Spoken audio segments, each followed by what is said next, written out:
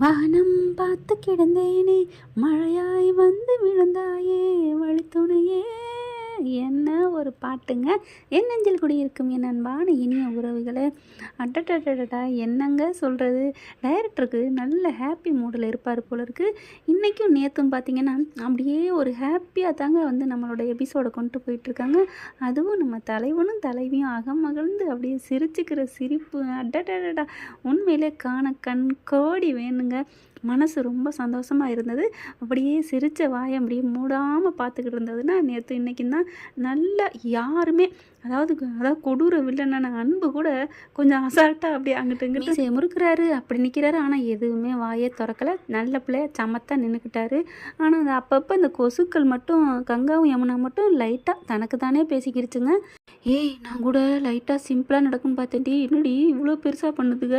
கங்கா தான் ரொம்ப யமுனாவுக்கு நல்ல ஃப்ரீ ஆயிடுச்சுங்க. ஏன்னா நம்ம புருஷனை விட்டுட்டா அப்படின்னு அது ஒரு அல்ப புத்தி.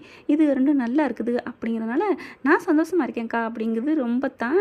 இங்கே பார்த்தீங்கன்னா நம்ம தலைவர் அடடடடா மாடியிலேருந்து இறங்கி வரையிலேயே அப்படியே சூப்பர் அப்படின்னு சொல்லிட்டு அழகாக அப்படி அதுவும் பாட்டை போடுறாங்க பாருங்கள். என்ன பாட்டை செலக்ட் பண்ணி, அதுவும் இந்த பாட்டு அந்த பாட்டு எந்த பாட்டு இல்லைங்க, ஆல்ரவுண்டு எல்லா பாட்டுமே நம்ம தலைவிக்கு பொருத்தமாக இருக்குது. அதுதான் ஆச்சரியம். கரெக்டாக நம்ம தலைவனை பார்த்து அப்படியே அப்படின்னு ஒரு கண் அடிக்கிறாங்க பாருங்கள். அப்படி ஒரு க்யூட்னஸ்ன்னு சொல்லலாம். காவேரி பார்த்து சாரதாவும் பாட்டியும் அவ்வளோ சொக்கி போகிறாங்க. அவளுக்கு ஒரு நல்ல வாழ்க்கை அமைஞ்சிருச்சு அப்படின்ட்டு.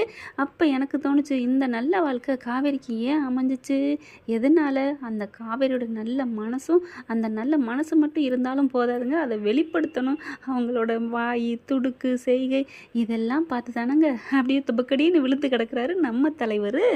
பூ வைக்கிறாங்க. சாரதா நீ ஃபஸ்ட்டு பூ வைமா அப்படிங்கிறாங்க. பூவெல்லாம் சூட்டுறாங்க. அடியே இப்போ உன் அம்மா இந்த பூவைன்னு சொல்லையிலே தெரியுமே, எனக்காக கஷ்டப்பட்டு அக்கா கட்டுச்சு, அம்மா கட்டுச்சு அப்படிங்கிறாங்க. எப்படி தெரியும்? அக்கா தான் சொல்லிருச்சே அப்படிங்கிறாங்க. அதனால் ஒரு வீட்டுகள் நடக்கிற மாதிரியே காமிச்சிருக்காங்க. நம்ம தலைவர் பக்கத்தில் இருந்துட்டு ஏய் என்னடி இவ்வளோ அழகாக இருக்க அப்படின்னு குனிஞ்சிக்கிட்டு அவங்கவுங்க வேலையை பார்த்தாலும் கிடக்கிறதெல்லாம் கிடக்கட்டுன்ட்டு நம்ம தலைவர் நம்ம காதல் வசனத்தை பொழிகிறாரு. நிஜமாவா? நான் அழகா அப்படிங்கல? ஆமாடி, எப்படி அழகாக இருக்க தெரியுமா இந்த புடவை, உங்கள் அம்மா வச்சு விட்ட பூவு, ஐயோ கொல்லுதே, இங்கே பாரு என் ஹார்ட் பீட்டு எனக்கே கேட்குதுன்னு குனிஞ்சிக்கிட்டு சொல்ல, அவங்களும் உடனே அப்படியா எங்கே அப்படின்னு காதை வச்சு கேட்குறாங்க. அடடடடா என்ன ஒரு அழகுங்க! எத்தனை வாட்டி அதை ரிவைண்ட் பண்ணி பார்த்தேன்னு எனக்கே தெரியல. அப்படி ஒரு காட்சி. அப்படி டப் டப் டப் டப்னு கேட்குது அந்த சத்தம். ஆமாம் கேட்குது அப்படிங்கிறாங்க. இப்படி பயப்படுறீங்களா? பயம்னா தப்பு செஞ்சால் தானே பயம் வரணும் அப்படின்னு நம்ம தலைவி குசுமுன்னு சொல்லுவாங்க இல்லையா? அதுக்கு உடனே ஆமாம் பயம் இருக்கலாண்டி, உன் அழகை பார்த்து பயந்துட்டேன்னு நினைக்கிறேன் அப்படிங்கிறாங்க. ஓகே ஓகே அப்படிங்கிறாங்க. செம்ம சீனுங்க, சூப்பராக. அடுத்து விஜய் வந்து கன்னத்தில் சந்தனம் வைக்கிறாரு.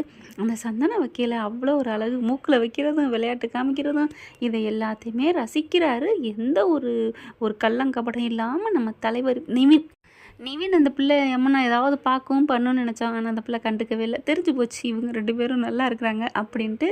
என் பிள்ளைக்கு நல்லபடியாக சாரணும், இந்தா சாப்பிடு அப்படின்னு எல்லா வகை சாப்பாடையும் நம்ம தலைவர் ஊட்டி விட்றாங்க. 5க்கு மருந்து குடிப்பாங்கன்னு சொல்லுவாங்க கிராம சைடெல்லாம். டவுன் சைடும் இருக்குது. ஆனால் இவங்க என்னன்னு தெரியல, பூச்சி விட்டுட்டு 5 வகை சோறை மட்டும் ஊட்டுறாங்க. ஓகே. அப்புறம் 3 பேர் என்ன பண்ணுறாங்க, எல்லா ஃபங்க்ஷன் முடிஞ்சிருதா, மேலே போயிட்டு மறுபடியும் அக்கா நான் ரொம்ப ஹாப்பியாக இருக்கேன்னு சொல்லிட்டு கட்டி பிடிச்சி சந்தோஷப்படுது. ஆனால் கங்கா மட்டும் மூஞ்சியை தூக்கிக்கிட்டே இருக்குது. என்னக்கா நீ ஏன் இப்படி ஒரு மாதிரியாக இருக்க? நான் என்ன ஒரு மாதிரியாக இருக்கிறேன்? என்னை யார் கண்டுக்கிறது? என் புருஷன் எங்கே குமரனா இருக்காரு. நல்ல வேலை நீ இப்படி மூஞ்சியை தூக்கிட்டு இருக்கிறதுக்கு அந்த மனுஷன் அங்கிட்டாவது இருக்கிறாரு அப்படின்னு தான் தோணுது. ஆனால் யமுனா வந்துட்டு பாவம் மாமா இருந்தால் நல்லா சந்தோஷமாக சூப்பராக இருந்திருக்கும், மிஸ் பண்ணுறோம்ல அப்படிங்கிறாங்க. பண தேவை இருக்கே என்ன பண்ணுறது, நாங்களும் ஏழையாக இருக்கமே, பணம் இருந்தால் நல்லாயிருக்கும் அப்படி இப்படின்னு கங்காப்பில் பேசுது. அதுக்கப்புறம் பார்த்தீங்கன்னா சரி இருங்க நான் வர்றேன் அப்படின்னு காவேரி அங்கிட்டு போகுது. என்னடி பேசாமல் இருக்க, வீடு வைக்கிறத பற்றி பேசுடி அப்படிங்கிறால. பேசுவோம்க்கா, அப்போ உனக்கு பணம் தேவையில்லையா? வேணும் அப்படின்னு சொல்லிட்டு காவேரி வந்த கையோட பேச ஆரம்பிக்குது. ரெண்டும் நல்லா சந்தோஷமாக இருக்கிற நம்ம காவேரி முகத்தில் அப்படியே வந்து வேதனை கொடுக்குற மாதிரி பேசுதுங்க. காவேரி வீட்டை பற்றி நீ என்னடி நினச்சிட்ருக்க? அதான் ஹோம் ஸ்டேக்கு விடலான்னு பேசியாச்சேக்கா, என்னக்கா அப்படின்னு அப்படி கொஞ்சம் முகம் வாடுதுங்க. இது என்ன பண்ண போகுதுகளோ அப்படின்ட்டு பயப்படுறாங்க காவேரி. ஆனால் கங்கா அதே மாதிரி அதெல்லாம் வேணாண்டி, சும்மா தானே கிடக்கு, வீடு விற்கணும், எங்களுக்கு பணம் தேவை அப்படிங்கிறாங்க. அக்கா என்னக்கா உனக்கு என்னக்கா பண தேவை அப்படின்னு காவேரி கேட்டோன்னே, பண தேவை என்னன்னு கேட்ட ஒரே மனுஷி நீ தாண்டி காவேரி செல்லம் அப்படின்னு தோணுதுங்க. நம்ம தலைவிங்கிறக்காண்டி ஆமாம் ஆமாம் நீ சொன்னது சரி அப்படின்னு சொல்ல முடியாதுங்க. ஏன்னா பண தேவை இல்லைன்னு வேணான்னு சொல்கிற ஆட்களே இங்கே இல்லவே இல்லை. கோடான கோடிக்கு மேலே வச்சுருக்கிற எந்த பெரிய இந்தியாவிலேயே உலகத்தில் டாப் 1ல் இருக்கிறவங்க கூட அடுத்தடுத்து பார்த்தீங்கன்னா பிஸ்னஸ் எப்படி பெருக்கணும், எப்படி பணம் சம்பாதிக்கணும் அப்படின்னு தான் தோணிக்கிட்டு இருக்கும். இந்த கங்காவை பார்த்து உனக்கு என்ன தேவைன்னு சொன்ன ஒரே ஆளு இவங்க தான். இன்னும் வாடகை வீட்டில் தானே இருக்கிறாங்க. அவங்களுக்குன்னு ஒரு வீடு இருக்கா, ஒரு கார் இருக்கா, ஒரு பைக் இருக்கா, பணத்தேவை ஏன்கான்னு சொல்கிறியே பக்கின்னு விஜய் சொன்ன மாதிரி சொல்லணும்னு தோணுது. உடனே கங்கா சொல்கிறாங்க, என்னடி நினைக்கிற, பணம் இருந்துச்சுன்னா ஏன் என் புருஷன் வெளிநாட்டுக்கு போய் கஷ்டப்படணும் அப்படின்னு சொன்னோடனே, வெளிநாட்டுக்கு போய் கஷ்டப்படுறக்கா போகிறாங்க, நல்லவங்களும் இருக்குது, நல்லா சம்பாரித்து சூப்பராக வாழ்கிறவங்களும் இருக்காங்க தான். கங்கா அப்படிலாம் இப்படி சொல்லுது. அடுத்து எனக்கும் வேணுக்கா அப்படின்னு இங்கே யமுனா சொல்ல, நீனு சொல்லுடி பக்கத்துலக்கு பாயாசம் கேட்குது கங்கா. உடனே யமுனாவும் ஆமாக்கா யமுனா நீயுமா அப்படின்னு காவேரி கேட்க, உடனே இங்கே யமுனா பிள்ளையும் ஆமாக்கா என் மாமியார் அவளை டைவர்ஸ் பண்ணுறேன்னு படுத்தி எடுக்குது. நல்ல வேலை நிவின் இப்போ தான் மனசு கொஞ்சம் மாறிக்கிட்டு இருக்காருக்கா, அவருக்கு நான் பணம் கொடுத்து சிறந்த மனைவின்னு நான் நிரூபிக்க போகிறேன். அடிப்பாவி, சிறந்த மனைவின்னு பணத்தை கொடுத்தே நிரூபிக்கணுமா? நீ நடந்துக்கிற விதத்திலே நடந்துக்கலாமே. இப்போ காவேரி செல்லம் மட்டும் என்னை தூக்கி கொடுத்தா இங்கே பாசமாக இருக்குது, நல்ல பேர் எடுத்திருக்கு, தாத்தா பாட்டி எல்லார் மனசுலையும் நம்மளோட செய்கை தானம்மா. ஆனால் யமுனா வந்து பணம் கொடுக்கணும் அப்படிங்குது. நிவின் உன்ட்ட நேராக கேட்டாரா அப்படின்னு கரெக்டாக காவேரி கேட்குது. ஏன்னா காவேரிக்கு தெரியும் நிவின் வந்து அடுத்தவங்கள்ட்ட பணம் வாங்கிலாம் செய்ய மாட்டார் அப்படிங்கிறதுனால தான் கேட்குறாங்க. அவர் கேட்கலக்கா, இருந்தாலும் நானும் அப்படி கொடுத்து நல்ல பேர் எடுக்கணும் அப்படிங்கிறாங்க. என்ன பண்ணுறதுன்னு தெரியல காவேரிக்கு. காவேரி அப்படின்னு சாரதா கூப்பிட, இந்த வந்துட்டேன் அப்படின்னு எல்லாரும் கீழே போகிறாங்க. அதுக்கப்புறம் சொந்த பந்தங்கள்லாம் போயிடுறாங்களா. கங்கா மட்டும் இங்கே கங்காவும் யமுனாவும் அப்பப்போ பேசிக்கிறதுங்க. யுக்கா எவ்வளோ சொந்தம் பார்த்தியா? ஆமாடி, என்னமோ சிம்பிளாக பண்ணுவான்னு பார்த்தா ஒரு நைட்டுக்குள்ளே இவ்வளோ பெருசாக பண்ணியிருக்காங்களே, அப்போ வளகாப்பு எப்படி பண்ணுவாங்க அப்படின்னு கங்கா சொல்ல, நல்ல வேலைடி ஏதோ முன்னாடியே வச்சாச்சு, இல்லைன்னா நான் இங்கே ஒரு டம்மி பீஸாக நிற்பேன், எல்லாரும் அவளை பற்றி தான் பேசுவாங்க.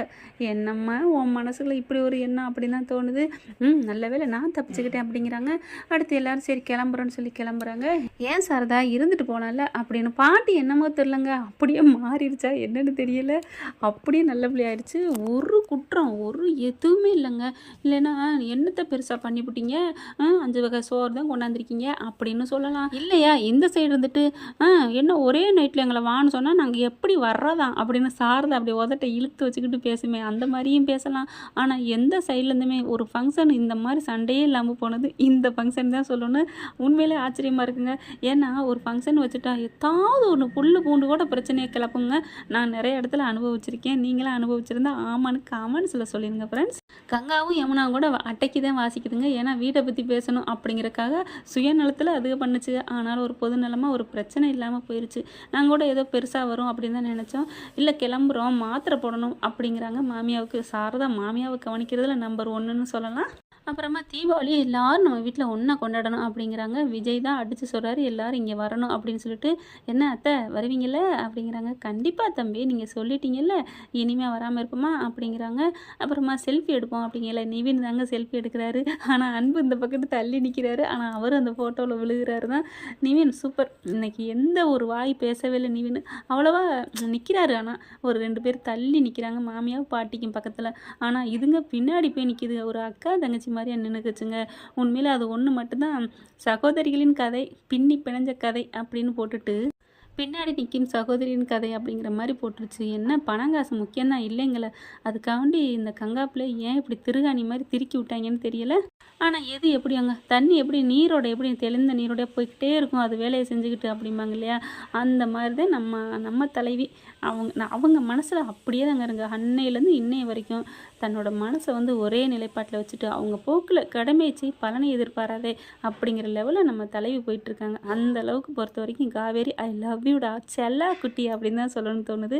அந்த மனசெல்லாம் வேறங்க, அது காவேரியோட மனசு வேற எப்படி சொல்கிறதுன்னு தெரியல. அதோட சேர்ந்துக்கிட்டாரு நம்ம தலைவர் விஜய் அப்படின்னு தான் சொல்லணும்.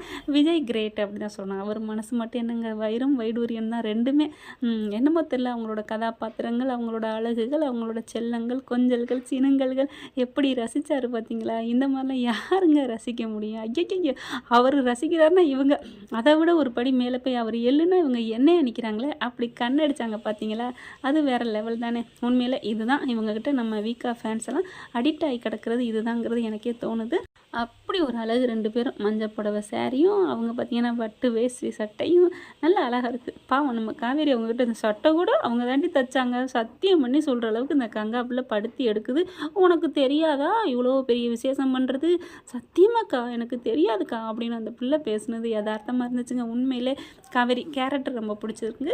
அடுத்த ஃபங்க்ஷன்லாம் முடிஞ்சதுக்கப்புறம் அடுத்து என்ன கடைசியாக ஐயோ ஐயோ இந்த வீட்டில் தான் நடக்குதா எல்லா வீட்லேயும் இப்படி கூத்து நடக்குதான்னு தெரியல. நல்லா சூப்பராக போய்ட்டுருந்துச்சு. இந்த இதை மறுபடியும் மறக்காமல் ஆரம்பித்த இடத்துக்கே வந்து நிற்பாங்கன்னு சொல்லுவாங்களே அந்த மாதிரி பாட்டில் வச்சுக்கிட்டு உட்காந்துட்டாங்க மாடிப்படியில். நம்ம தலைவி மிச்சர் தின்னுக்கிட்டு உட்காந்துருக்கு. மிச்சரில் அது என்னங்க சிப்ஸை வச்சு ஒரு தட்டு நிறையா ஒரு இதில் வச்சு தின்னுக்கிட்டு இருக்காங்க. மொச்சுக்குன்னு சாப்பிட்றாங்க.